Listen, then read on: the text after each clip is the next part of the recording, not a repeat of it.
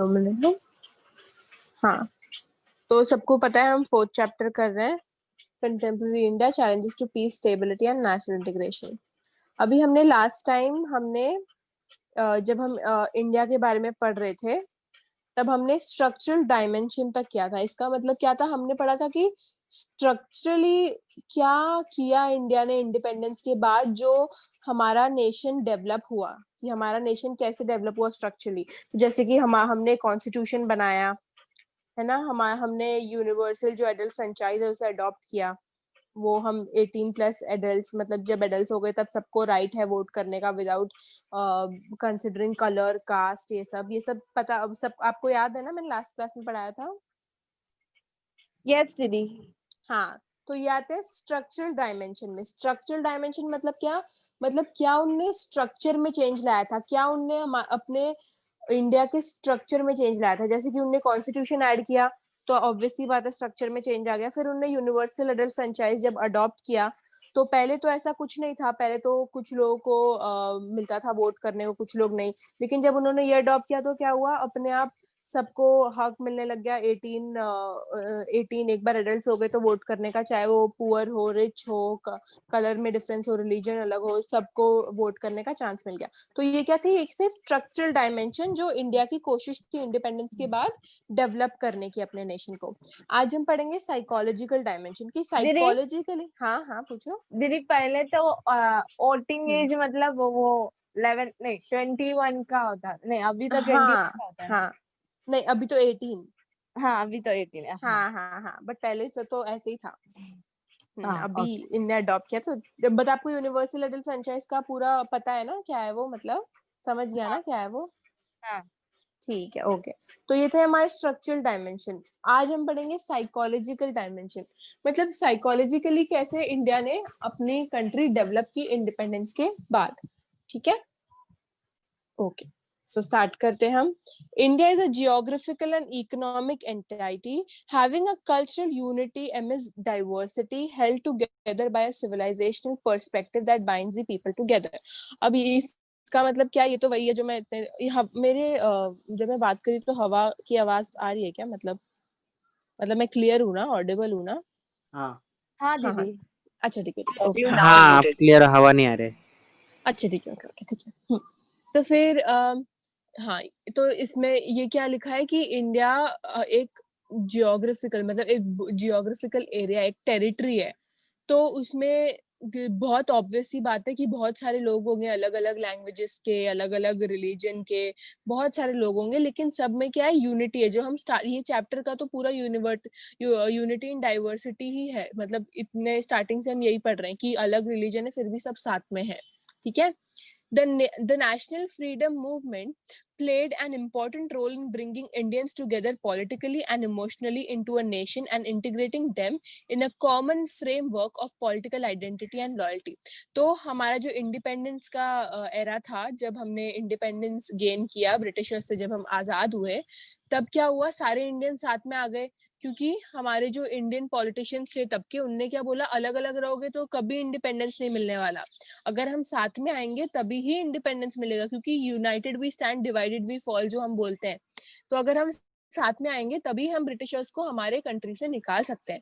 तो क्या हुआ, सब साथ में आए, सब हमारे नेशनल फ्रीडम ने सारे इंडियंस को साथ में लाया, पॉलिटिकली भी लाया और इमोशनली भी लाया। इमोशनली क्यों, क्योंकि वो तंग आ चुके थे ब्रिटिशर्स के अंदर रह रहकर। तो इमोशनल, और क्योंकि ब्रिटिशर्स ने इनके घर ले लिए थे, इनको पार्टीशन कर दिया था इनमें, मतलब इनके बच्चे ले लिए थे, पता नहीं कहाँ अलग रख दिया, दो बांट दिया था।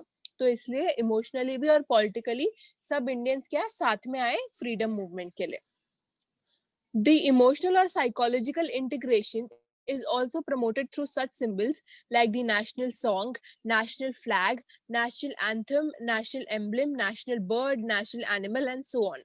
तो मतलब इमोशनल और साइकोलॉजिकल इंटीग्रेशन, मतलब कि बताने के लिए कि हम इंडियन है, इसलिए क्या एक नेशनल सॉन्ग भी था, फिर नेशनल फ्लैग जो हमारा है तिरंगा वो भी, नेशनल एंथम जनगण मन जो है, ये सब क्या हुआ, क्योंकि लोग इतने अटैच थे और लोगों में एक फीलिंग थी कि हम सब चाहे किधर के भी हो, चाहे कौन से भी कास्ट के हो, कौन से भी जाति के हो, हम इंडियंस है ऐसे करके, इसलिए ये सब सॉन्ग्स आने लगे, नेशनल फ्लैग निकला, फिर नेशनल एंथम, ये सब था। ये सबको समझा साइकोलॉजिकल डायमेंशन वाला? इतना सही था ये? हाँ दीदी समझो। हाँ इजी था ना ये वाला? किसी को कोई हाँ डाउट है? इजी था। नहीं नहीं नहीं नहीं हम्म, तो इसमें सब यही बताया कि कैसे सब लोग साथ में आए इंडिपेंडेंस गेन करने के लिए। ठीक है, अब हम आते हैं चैलेंजेस पे।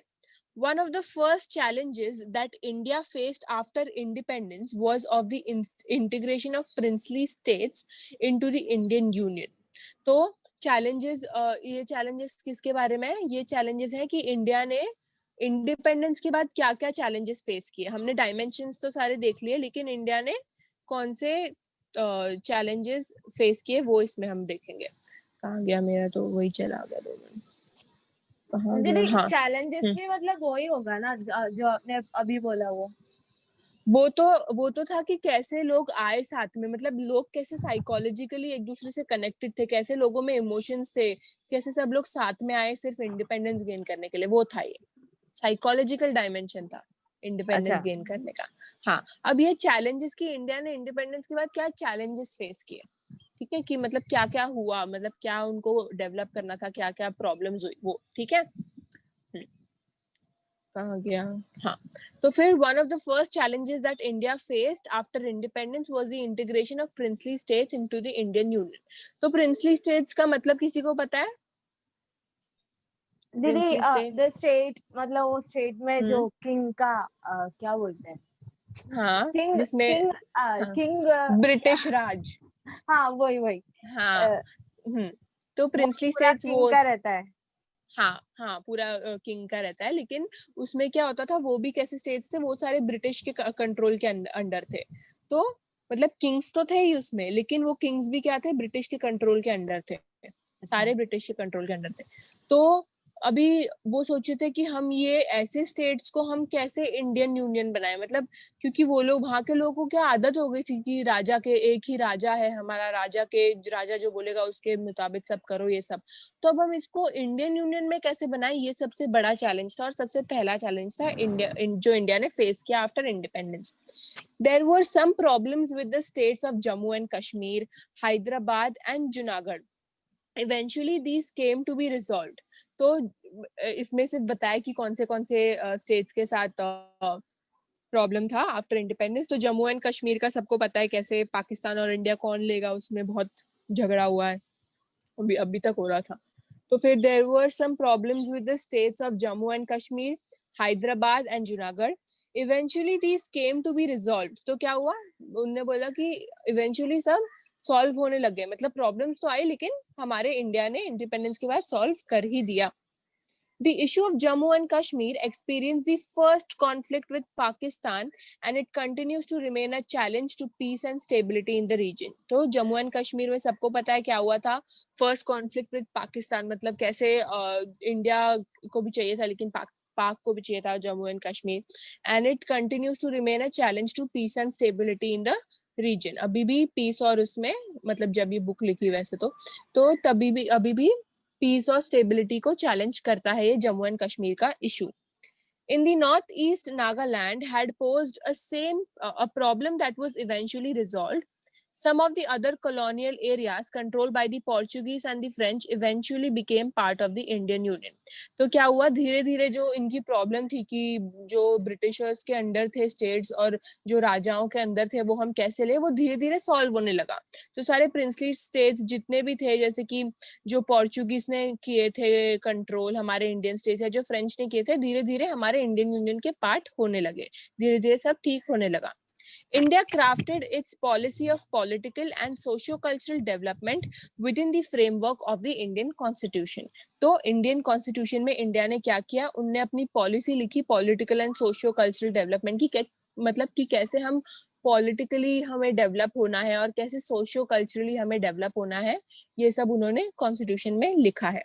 The Indian Constitution recognized the diversity of India in terms of regions and language and the need for a social transformation by the incorporating social welfare provisions. तो इंडियन कॉन्स्टिट्यूशन ने क्या किया, देखा कि कितना डाइवर्सिटी है हमारे इंडिया में, मतलब ऐसा ही नहीं है कि एक ही भाषा बोलने वाले, एक ही जाति के लोग हैं, इधर इधर अलग अलग जाति के लोग हैं, कितनी भाषा बोलने वाले लोग हैं। तो ये इंडियन कॉन्स्टिट्यूशन ने रिकॉग्नाइज किया। कहाँ गया? On the economic front, the path to development was laid out with a predominant role of the government in the industrial sector within a policy of mixed economy. तो अभी economy के इस पे क्या हुआ, इकोनॉमी क्योंकि हमें हमारी इकोनॉमी बढ़ानी थी, क्योंकि ब्रिटिशर्स क्या करते थे, हमारे यहाँ बहुत मेहनत तो कराते थे हमारे लेबर्स को, लेकिन जितने पैसे मिलते थे, जितना सब था वो खुद रख लेते थे, और जो प्रोडक्ट्स हमारे लेबर्स बनाते थे वो भी उनके देश जाके बेचते थे, तो इनका तो डबल प्रॉफिट होता था। तो इसलिए जब इंडिपेंडेंस हमें मिला तो हमारा इकोनॉमी बहुत बुरी कंडीशन में था, तो इसलिए हमें इकोनॉमिकली भी कुछ करना था। तो क्या किया गवर्नमेंट ने, ज्यादा फोकस किया इंडस्ट्रियल सेक्टर पे कि ज्यादा इंडस्ट्रीज बढ़ाओ, काम कराओ, ताकि हमारा इकोनॉमी अच्छा हो और हम डेवलप हो, वरना तो हम यहाँ के यहाँ ही रह जाएंगे। तो ये था economy sector. The planning commission was set up to prepare 5-year plans which would indicate directions in which the Indian economy should move. तो क्या हुआ, प्लानिंग कमीशन मतलब जो प्लान करने में जो लोग जिनको अपॉइंट किया गया था कि आप प्लान करोगे कि क्या हमारी इकोनॉमी के साथ होगा, उनने क्या किया, उनको 5 ईयर के प्लान में डाला था कि 5 साल है तुम्हारे पास, इसमें हमारी इंडियन इकोनॉमी आगे बढ़नी चाहिए, our Indian economy should move, आगे बढ़नी ही चाहिए। तो वो प्लानिंग कमीशन के ऊपर 5 साल दिए गए थे प्लानिंग कमीशन को कि 5 साल में कुछ भी करके हम अच्छा मतलब इंडस्ट्रीज वो सब करके लेबर करके हमारी इकोनॉमी को बढ़ाना पड़ेगा। The basic focus of Indian planning was an economic growth, generation of employment opportunities and removal of poverty. तो सबसे मेन फोकस क्या था इंडियन प्लानिंग का, कि उनको इकोनॉमिक ग्रोथ पे रखना, क्योंकि उनके पास 5 साल थे उनकी इकोनॉमी बढ़ाने में, तो उनने किस पे सबसे ज्यादा फोकस किया, इकोनॉमिक ग्रोथ पे, कि हमें हमारी इकोनॉमी बढ़ानी है।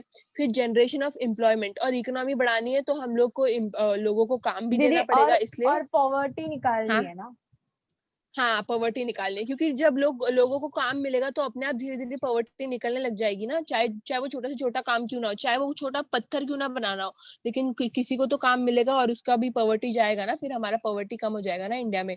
इसलिए इन्होंने ये सब प्लान किया, तो हमारा इकोनॉमिक ग्रोथ भी हुआ, फिर जनरेशन ऑफ एम्प्लॉयमेंट, लोगों को अपॉर्चुनिटीज भी मिली काम करने की, और पॉवर्टी भी धीरे धीरे मिटने लग गई। Today the NITI Aayog has replace the planning commission. तो मतलब अभी मतलब अभी कुछ सालों में जो हमारा जो प्लानिंग कमीशन था, जिनने ये सब प्लान बनाया था 5 साल में इकोनॉमी बढ़ानी है, उसको किसने रिप्लेस किया है, नीति आयोग। नीति आयोग ही एक प्लानिंग कमीशन है, लेकिन वो एक नाम दिया गया है, मतलब उसको रिप्लेस करके एक नाम दिया गया है, NITI Aayog. So today the NITI Aayog has replaced the planning commission। ये आप लोग को ट्रू और फॉल्स में पूछ सकते हैं, या फिल इन द ब्लैंक्स या मल्टीपल चॉइस में भी पूछ सकते हैं, ठीक है। So today the NITI Aayog, याद रखना, NITI Aayog has replaced the planning commission. दीदी ये पेज नंबर ठीक है, बता सकते हो अगर मम्मी से पढ़ाने हाँ बैठेगी तो। 40 पेज नंबर 40, हाँ ठीक है, पेज नंबर 40 पे ऊपर ही है ओके, पैराग्राफ, फर्स्ट पैराग्राफ में ही है। ओके हाँ फर्स्ट पैराग्राफ में ही है, हाँ ओके थैंक यू दीदी। सो न्यू वेलकम, ठीक है, okay. So new challenges emerged in the 1960s। तो अभी 1960s में नए नए और challenges इनको फेस करने पड़े। ऑब्वियसली बात है, अभी इनके पास कुछ आ जाएगा जो उनको पता ही नहीं क्या है, इंडिया इनके पूरे हाथ में आ गया जो पहले किसी और के हाथ में था, तो कैसे समझेगा, तो इसलिए और challenges आने लगे 1960s में। The Nehru era of Indian politics ended with Lal Bahadur Shastri taking over the premiership to be followed by Mrs. Indira Gandhi। तो जो नेहरू का जो एरा था, मतलब जो नेहरू का जो था, जो नेहरू जी कर रहे थे, उनका जो पॉलिटिक्स में योगदान था, वो क्या एंड हो गया लाल बहादुर शास्त्री ने जब प्रीमियरशिप ली, और उसके बाद मिसेस इंदिरा गांधी ने, तो उसके बाद नेहरू एरा खत्म हो गया। This decade saw the growth of regional parties on the political scene। तो जब ये सब जब नेहरू का एरा था, तब क्या हुआ, बहुत हमें देखने को मिला कि कैसे छोटी छोटी पार्टीज जो हमारी है, रीजनल पार्टीज जो है, अलग अलग जगहों की पार्टीज है, वो कैसे एक पॉलिटिकल सीन बन सकती है, एक पॉलिटिकल सीन में हम उन्हें ला सकते हैं, कैसे हम छोटी छोटी पार्टीज को भी हमारे पॉलिटिकल सिस्टम में यूज कर सकते हैं। The 1960s also saw the beginning of a protest movement by the peasant class labeled as Naxalism। तो 1960s में क्या हुआ, एक बिगनिंग, उनने एक प्रोटेस्ट का बिगनिंग दिया। प्रोटेस्ट का मतलब सबको पता है ना या नहीं पता है, समझाऊं? प्रोटेस्टेंट। प्रोटेस्ट मतलब कि किसी के अगेंस्ट लड़ना, कि नहीं ये हाँ, मेरा हाँ, हक है, हाँ। मुझे ये चाहिए, ऐसे करके। अच्छा, हाँ। 2 मिनट, कहीं से आवाज आ रही है। हाँ, ठीक है। हेलो, मेरी आवाज आ रही है ना? हाँ दीदी, हाँ हाँ। हाँ हाँ हाँ, ठीक है ठीक है, ओके। कहाँ गया? तो फिर कहाँ थी मैं? हाँ, 1960 ने क्या देखा? 1960 के बिगिनिंग में हमने देखा कि 2 मिनट, हाँ। तो 1960s में हमने देखा कि प्रोटेस्ट चालू कर दिया। पेजेंट क्लास मतलब जो फार्मर्स, पेजेंट मतलब फार्मर्स जो होते हैं, जो फार्मर्स होते हैं, उन्होंने एक प्रोटेस्ट चालू किया जिसका नाम था नेक्सलिज्म। ठीक है, उनने एक प्रोटेस्ट चालू किया, मतलब किसी चीज के अगेंस्ट फार्मर्स ने कुछ चालू किया, एक प्रोटेस्ट जिसका नाम था नेक्सलिज्म। ये आपको फिल इन द ब्लैंक्स में आ सकता है फिर से, ठीक है। सो किन्होंने चालू किया प्रोटेस्ट? नेक्सलिज्म। अरे नेक्सलिज्म प्रोस दीदी आपने ही बोला हाँ ना कि फार्मर्स ने मूवमेंट ग्रू। फार्मर्स ने चालू किया ना प्रोटेस्ट, नेक्सलिज्म का नाम दिया गया जिसको। हाँ, फार्मर। अच्छा वैसा पूछा, मुझे हाँ लगा। हाँ हाँ। हम्म, सॉरी दीदी, क्या सॉरी दीदी करके। हाँ, कुछ डाउट है आंसर किसी को? गलत हुआ नहीं दीदी। नेक्सलिज्म बोले तो वो एक हाँ, डेंजरस रहता है ना अच्छा ठीक है, वो। चल 2 मिनट, मुझे आपकी आवाज अटक रही है बीच में। दीदी नेक्सलिज्म बोले तो। Hello, hello. अभी वही तो हम देखेंगे क्या है वो। हाँ हाँ। ठीक है, हेलो, हाँ आ रही है ना मेरी आवाज? हाँ हाँ, दीदी, हाँ। ठीक है। सो हाँ हाँ, तो तो उन्होंने क्या मतलब किया ना, 2 मिनट, बहुत सारे लोग बोल रहे प्रीति पूछ रही है। हैं। आप म्यूट कर लो, मुझे मेरी आवाज ही सुनाई दे रही है मुझे।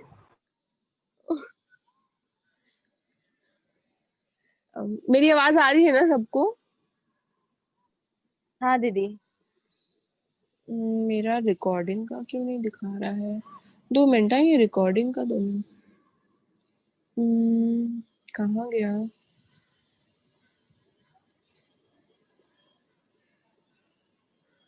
नहीं,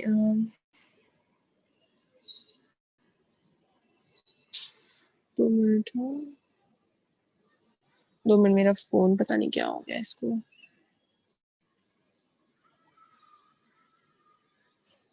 हम्म,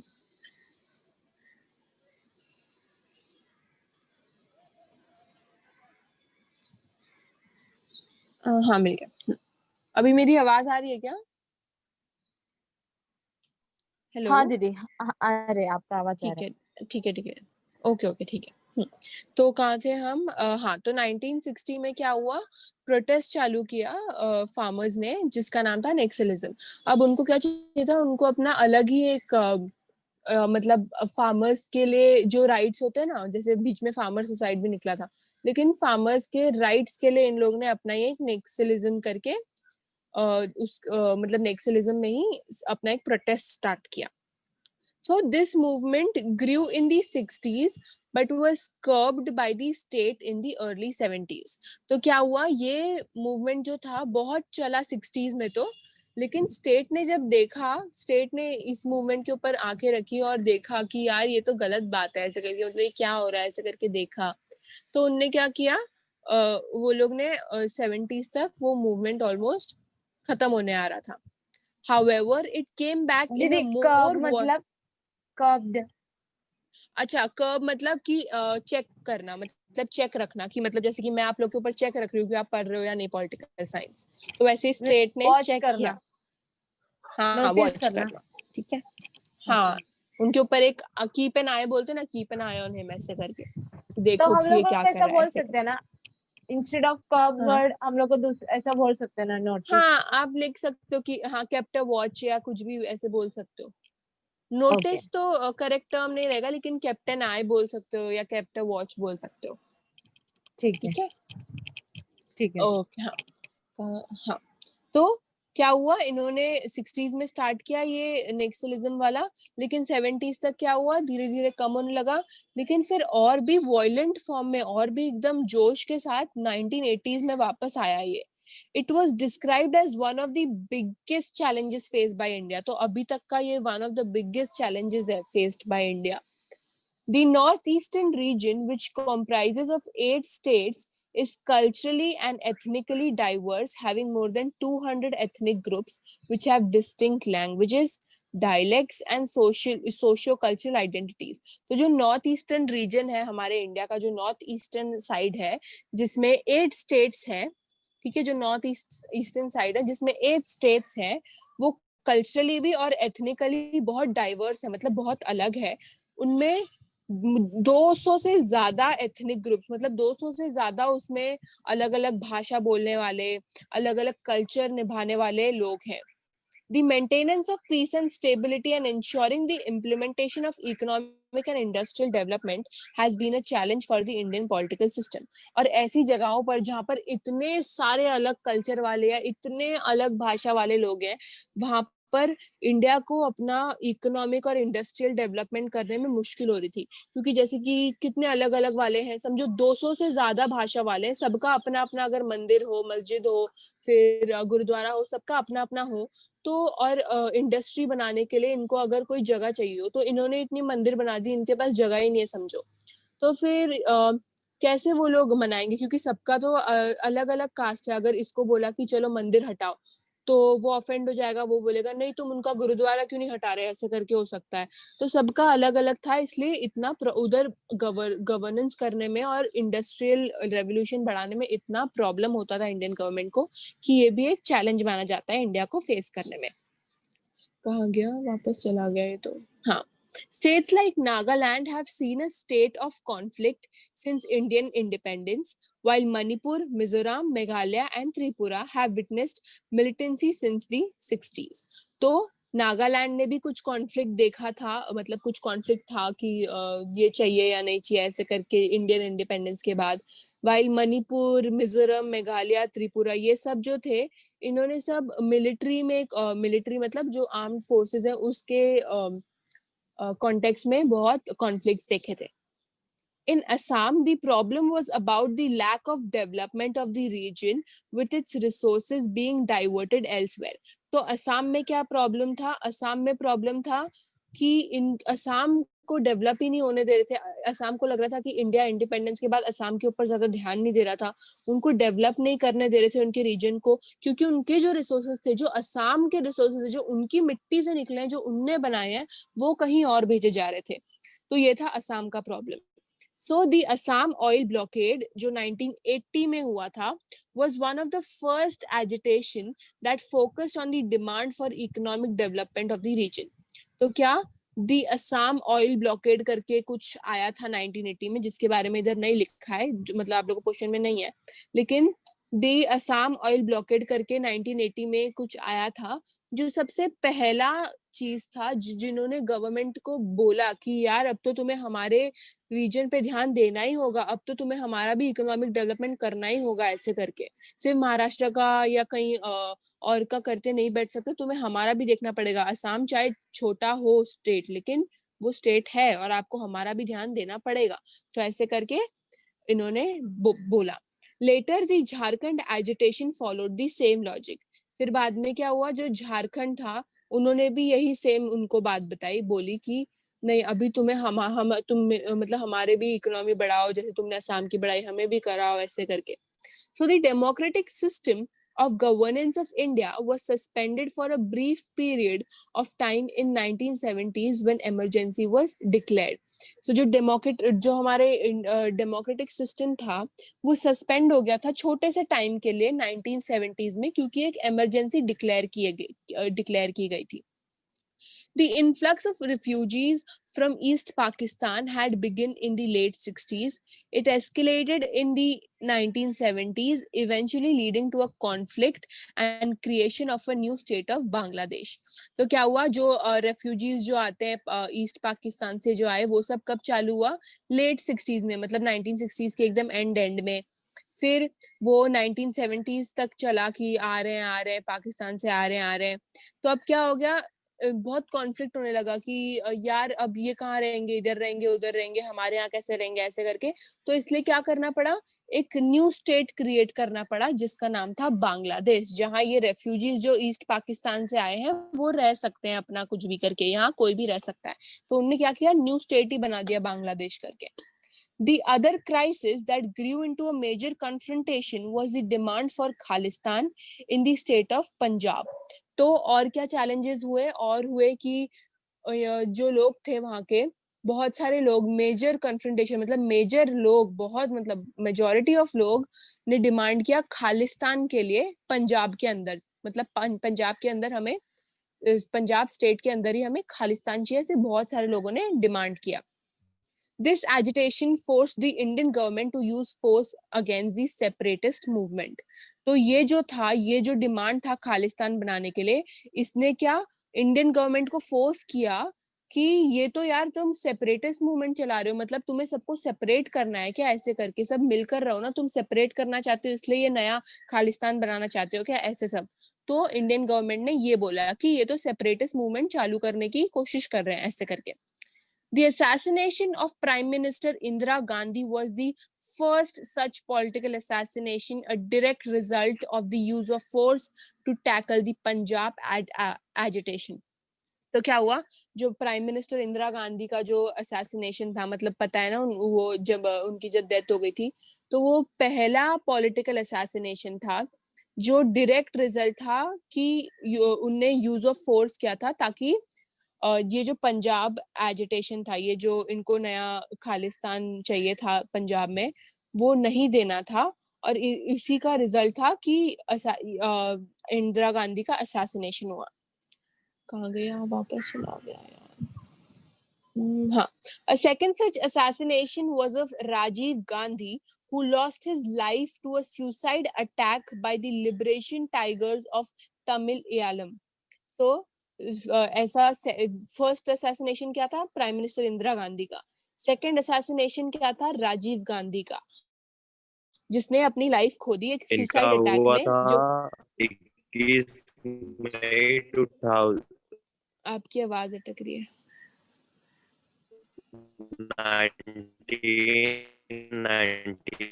1988 में हुआ था उनका असैसिनेशन, ये बोलना चाहता है वो।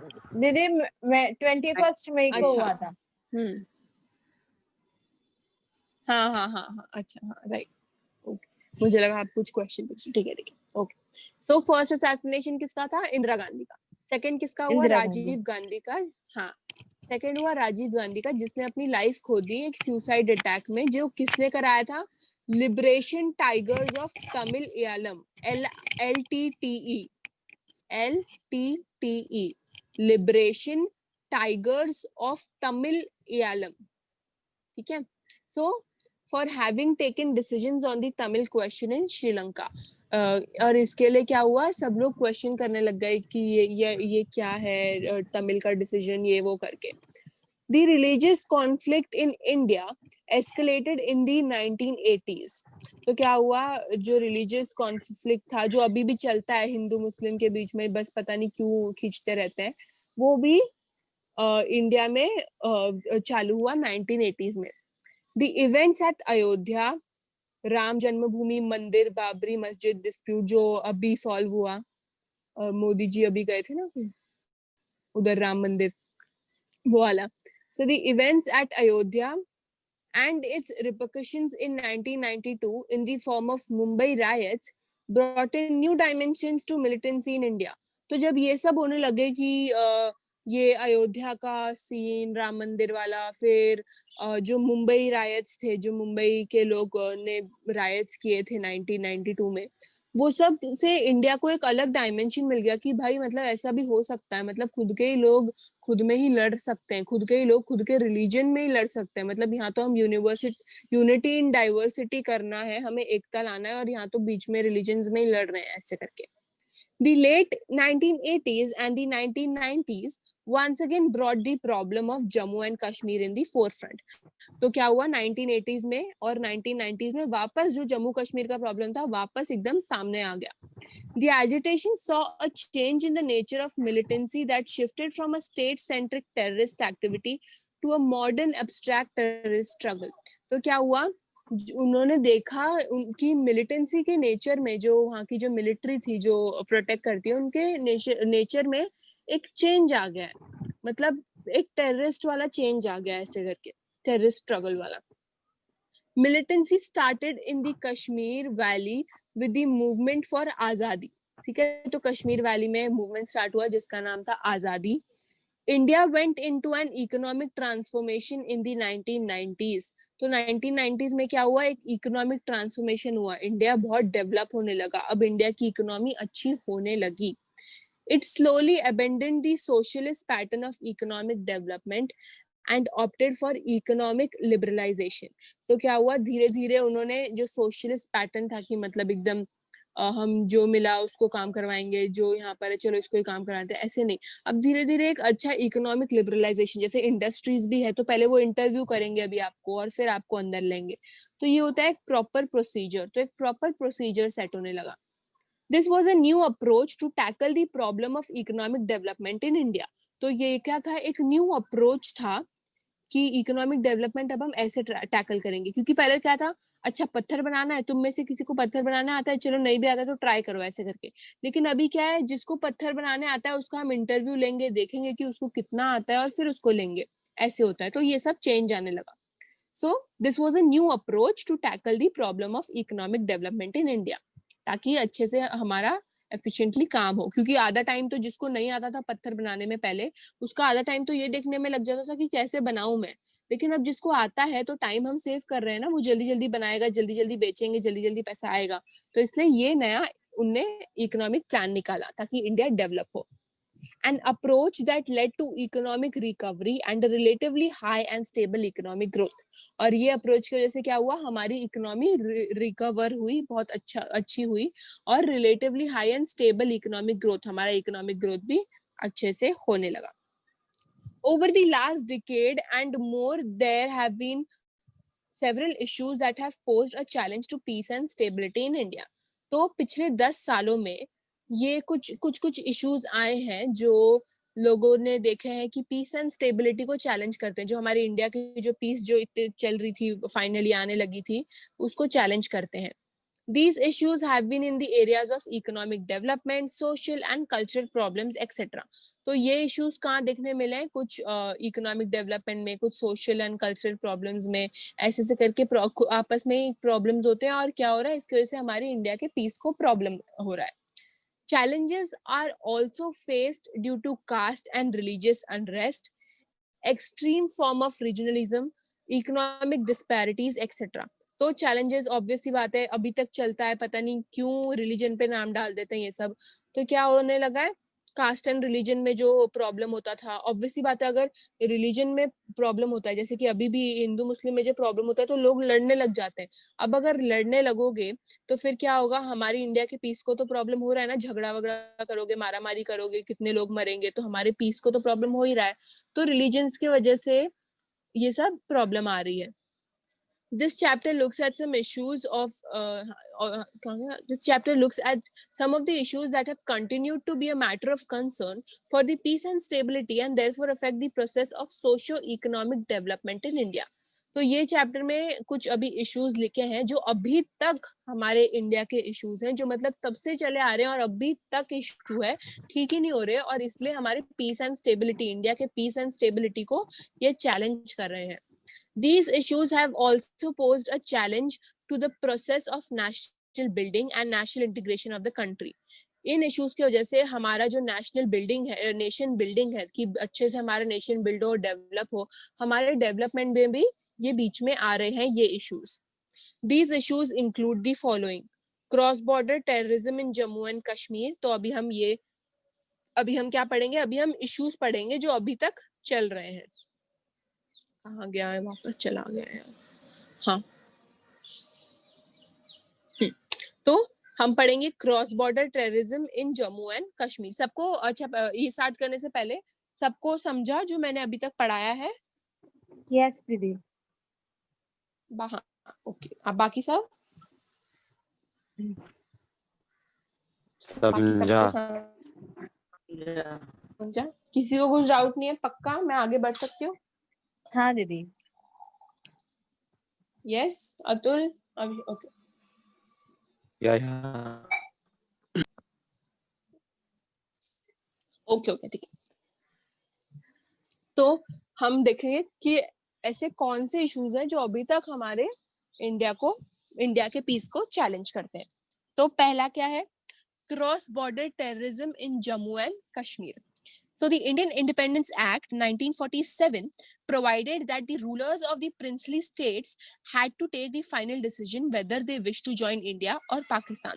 तो क्या हुआ, जब इंडिया का इंडिपेंडेंस हुआ 1947 में, तो रूलर्स ने क्या किया, जो लीडर्स थे उनने क्या किया, जो प्रिंसली स्टेट्स के रूलर्स थे, जो किंग्स थे वहां के प्रिंसली स्टेट्स के, उनको ये डिसीजन दिया कि अब तुम्हारे ऊपर है कि तुम्हें इंडिया को ज्वाइन करना है या पाकिस्तान को ज्वाइन करना है। क्योंकि इंडिपेंडेंस के बाद ही इंडिया पाकिस्तान अलग हो गया था। इंडिपेंडेंस से पहले तो दोनों साथ में थे, लेकिन फिर इंडिपेंडेंस के बाद ही दो अलग हो गए। तो फिर प्रिंसली स्टेट्स कहाँ जाएंगे, है ना? तो प्रिंसली स्टेट्स को सब पूछा लीडर्स ने, तुम डिसीजन बनाओ, तुम्हें इंडिया के पास आना है या पाकिस्तान के पास जाना है। The problem in Jammu and Kashmir began with Pakistan sending tribal raiders with the support of the army to force Maharaja Hari Singh of Jammu and Kashmir to join Pakistan. तो problem कहाँ चालू हुआ, जब पाकिस्तान ने अपने tribal readers मतलब army के support से उनने कुछ लोग भेजे। महाराजा हरि सिंह जो वहां का जम्मू एंड कश्मीर का राजा था, उसका नाम क्या था? महाराजा हरि सिंह। उसको फोर्स करने के लिए जम्मू एंड कश्मीर ने कुछ लोग भेजे कि तुझे पाकिस्तान ज्वाइन करना ही पड़ेगा, ऐसे करके। तो जम्मू एंड प्रॉब्लम कहाँ स्टार्ट हुआ, जब पाकिस्तान ने ट्राइबल रेडर्स भेजे आर्मी के मदद से महाराजा हरि सिंह को, ताकि वो उन्हें बोले कि Jammu and Kashmir has to join Pakistan. Hari Singh signed the Instrument of Accession, making the state a part of the Indian Union, after which India sent troops to protect Kashmir. तो क्या हुआ अभी, ये जब हुआ तो महाराजा हरि सिंह तो डर गए कि अब तो इनने मुझे भेजा है, कभी भी कुछ भी कर सकते हैं। तो हरि सिंह ने क्या किया, एक ट्रीटी साइन की जिसका नाम था इंस्ट्रूमेंट ऑफ एक्सेशन, जिसमें वो उनने अपने स्टेट को, जम्मू एंड कश्मीर को, इंडियन यूनियन का पार्ट बनाया। ठीक है, इंडियन यूनियन का पार्ट बनाया, जिसके बाद इंडिया जो है अपने ट्रूप्स मतलब अपने जो आर्मी जो लोग हैं मिलिट्री के, उनको भेजता है कश्मीर को प्रोटेक्ट करने के लिए। क्योंकि राजा ने तो पाकिस्तानों की बात नहीं मानी ना, और उनने इंडिया को सौंप दिया जम्मू एंड कश्मीर। तो इसलिए इंडिया का काम था कि अब चलो इनने हमें सौंपा है तो हमारा ये काम बनता है कि हम इन्हें प्रोटेक्ट करें, इनको कुछ होना नहीं चाहिए, इसलिए कश्मीर में वो मिलिट्री ट्रूप्स भेजते थे। This resulted in the first India-Pakistan War of 1947-1948. ठीक है, तो ये सबसे इसके वजह से क्या हुआ, ये सब की वजह से जम्मू एंड कश्मीर का सब आना, ये सब की वजह से सबसे पहला इंडिया पाकिस्तान वॉर हुआ था 1947 और 1948 में। तो ये सबसे पहला इंडिया पाक वॉर था। Again in 1965, Pakistan sent in infiltrators with a hope that they would lead the people of Jammu and Kashmir to rise against India. तो क्या हुआ, 1965 में पाकिस्तान ने वापस अपने कुछ लोग भेजे एक होप के साथ कि चलो अभी जम्मू एंड कश्मीर को हम इंडिया के अगेंस्ट बिल्ड कराएंगे, कि अभी हम उन्हें बोलेंगे इंडिया के अगेंस्ट जाओ, ऐसे करके। However, when Pakistan actually attacked in 1965, the local population did not support Pakistan. लेकिन इतना सब करने के बाद भी, पाक का इतना बोलना, उनको मनाना के बाद भी, पाकिस्तान ने जब 1965 में अटैक किया था, तो जो वहां की लोकल पॉपुलेशन थी जम्मू एंड कश्मीर की, उनने पाकिस्तान को सपोर्ट नहीं किया। यहाँ तक सबको समझा? ये यहाँ हाँ तक दीदी, समझा? हाँ, हाँ कुछ दीदी, डाउट है इसमें? नहीं ना? No no. ठीक है, ओके ओके ओके, हम आगे बढ़ते हैं फिर। हाँ, आपकी आवाज बहुत अटक रही है संजीव, मुझे कुछ सुनाई नहीं दे रहा। Hello hello,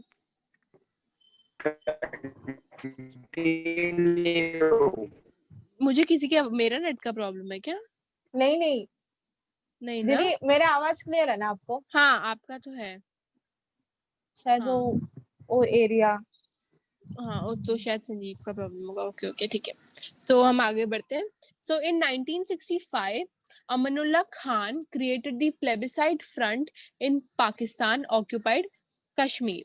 The organization had an unofficial armed wing called National Liberation Front, which carried out sabotage activities in Jammu and Kashmir.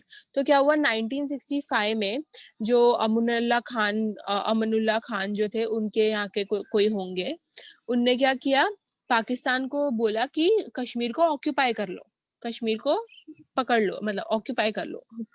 The organization had an unofficial armed wing. तो ये जो ऑर्गेनाइजेशन थी, जो अमनुल्लाह खान ने जो ऑर्गेनाइजेशन बनाई थी, जिसका नाम था प्लेबिसाइड फ्रंट। तो दीदी, हाँ, ऑक्यूपाई वर्ड को हम लोग को डिफीट बोल सकते हैं?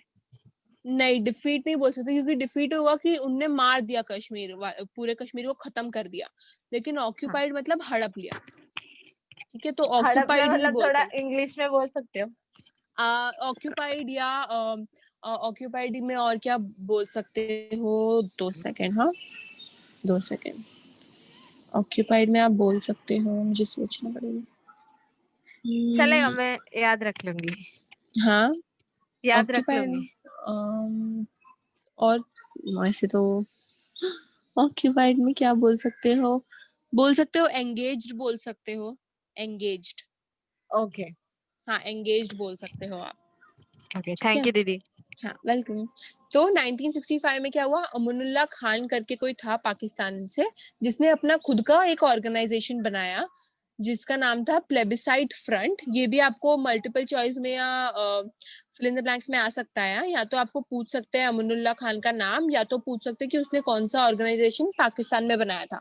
तो याद रखना कि 1965 में अमनुल्लाह खान ने एक ऑर्गेनाइजेशन बनाया था जिसका नाम था प्लेबिसाइड फ्रंट, जिसने कश्मीर को ऑक्यूपाई कर लिया। The organization had an unofficial armed wing called National Liberation Front, which carried out sabotage activities in Jammu and Kashmir. तो ये जो ऑर्गेनाइजेशन था, इसके पास एक अनऑफिशियल आर्म्ड विंग था। अनऑफिशियल आर्म्ड विंग मतलब कोई ऐसी चीज जो इलीगल हो। तो ऐसी चीज थी जो इलीगल थी और जो बिल्कुल अलाउड नहीं थी जम्मू एंड कश्मीर में, ऐसा इनके पास कोई चीज था। In 1977, the Plebiscite Front was given a new name. तो 1977 में क्या हुआ, ये जो अमनुल्लाह खान की जो ऑर्गेनाइजेशन थी प्लेबिसाइड फ्रंट, इसको एक नया नाम दिया गया, जम्मू कश्मीर लिबरेशन फ्रंट, जिसका नाम था Jammu Kashmir liberation front. In 1989, a national conference worker was shot dead and Jammu Kashmir Liberation Front kidnapped Rubia Sayyed, daughter of the then Home Minister. तो 1989 में क्या हुआ, एक नेशनल कॉन्फ्रेंस वर्कर था, मतलब जो नेशनल कॉन्फ्रेंस के लिए काम करता था, वो डेड, उसको मार दिया, मतलब उसको मार दिया।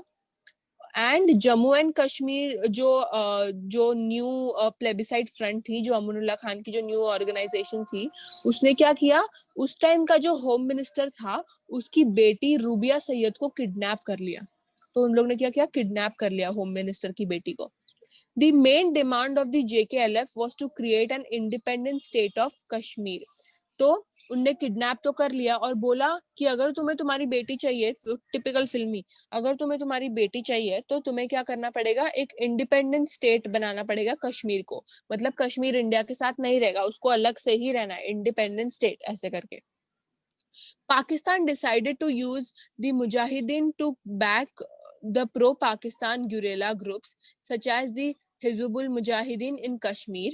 The entry of the pan-Islamist fighters into the valley from Pakistan changed the color of the insurgency. तो पाकिस्तान ने क्या डिसाइड किया, उनने डिसाइड किया कि वो मुजाहिदीन कोई होंगे वहाँ के, उनको यूज करने के लिए, ताकि उन्हें कश्मीर मिले, ताकि कश्मीर पाकिस्तान में आए और ताकि कश्मीर इंडिया से निकल के पाकिस्तान का बन जाए। क्योंकि जब उन्हें डिमांड की कि उन्हें कश्मीर एक सेपरेट स्टेट चाहिए, इंडिया के साथ नहीं चाहिए, तो उनका मतलब तो ये भी था कि सेपरेट स्टेट चाहिए, फिर हम इन्हें ले लेंगे, हम इन्हें ट्रीटी साइन करा देंगे हमारे साथ कि चलो अब तुम पाकिस्तान के हो। तो इसलिए उनका ये भी एम था। आ गया हाँ, the entry of the pan-Islamist fighters into the valley from Pakistan changed the color of insurgency. तो पाकिस्तान से कुछ pan-Islamist fighters भी आए इसके वक्त, और इसकी वजह से क्या हो गया, पूरा सिचुएशन चेंज हो गया। The growth of Islamic militancy in Kashmir in the 1990s resulted in the migration of the Pandit population from Kashmir. तो क्या हुआ, जैसे जैसे पाकिस्तान से इस्लामिक लोग यहाँ पर आने लगे, तो क्या हुआ, बहुत सारे इस्लामिक लोग हो गए और ग्रोथ होने लगी इस्लामिक लोगों की कश्मीर में 1990s में, जिसकी वजह से क्या हुआ, जो पंडित पॉपुलेशन था उनको माइग्रेट करना पड़ता था, मतलब उनको कहीं और जाके रहना पड़ता था कि अब तो ये पूरा स्पेस इनसे ही भर गया, अब हम कहाँ रहे, तो उन्हें कहीं और जाके रहना पड़ता था from Kashmir. The Indian government has maintained that terrorism emanating from across Indian borders remains the core concern in India's relationship with Pakistan. तो इंडियन गवर्नमेंट ने ये बताया है कि टेररिज्म सबसे एक कोर कंसर्न है, मतलब सबसे एक मेन कंसर्न है इंडिया का, क्योंकि बॉर्डर्स पे इंडिया एंड पाकिस्तान में कभी भी लड़ाई हो सकती है, कभी भी टेररिस्ट अटैक कर सकते हैं, कभी भी कुछ भी हो सकता है। The government argues that infiltration from across the border is mainly in Jammu and Kashmir, which is affected by terrorist violence, sponsored and supported from across the border. तो इंडियन गवर्नमेंट ने ऐसा बोला है कि मेन जो concern है वो Jammu and Kashmir के बॉर्डर से ही है, क्योंकि वहां पर मेजॉरिटी ऑफ लोग आते हैं, पाकिस्तानी सब आ गए हैं, और इसकी वजह से कभी भी अटैक हो सकता है, कभी भी जम्मू एंड कश्मीर में कभी भी टेररिस्ट वायलेंस हो सकता है। The Ministry of Home, Government of India and its annual report of 2016 and 2017 states. तो अब हम इन सब के बारे में देखेंगे कि क्या बोला है इन्होंने। So the state of Jammu and Kashmir has been affected by terrorist and secessionist violence. तो क्या हुआ, जम्मू एंड कश्मीर जो था वो टेररिस्ट से अफेक्ट हो गया था। ऑब्वियस सी बात है कि कभी भी झगड़े हो सकते थे, क्योंकि जम्मू एंड कश्मीर मेन था कि पाकिस्तान को भी चाहिए था लेकिन इंडिया को भी चाहिए था, लेकिन इंडिया का था लेकिन पाकिस्तान को भी चाहिए था, तो इसलिए क्या हुआ, वो टेररिस्ट अटैक हुआ। फिर sponsored and supported from across the border for more than 2.5 decades. तो क्योंकि टेररिस्ट अटैक हुआ तो क्या हुआ, बॉम्ब फेंके गए, गोलियां मारी गई, बहुत नुकसान हुआ, खून खराबा, बहुत सारे उनके जो लोकल शॉप्स थे, जो लोकल चीजें थे, वो सब बहुत उनकी इकोनॉमी, बेचारे जम्मू एंड कश्मीर वालों की इकोनॉमी में बहुत ये आया, बहुत कम हो गए, डिक्रीज हो गए उनकी इकोनॉमी। तो इसकी वजह से क्या, हमारी गवर्नमेंट ने उनको 2 से 2.5 डिकेड्स, मतलब कुछ तो 20 सालों से ज्यादा उन्हें फंड्स के साथ हेल्प किए, क्योंकि उनको ये डैमेज रिपेयर करने में टाइम लगेगा, इसलिए इंडिया गवर्नमेंट ने उन्हें हेल्प की। It also says that Pakistan has tried to radicalize the people through vested social groups and the use of social media.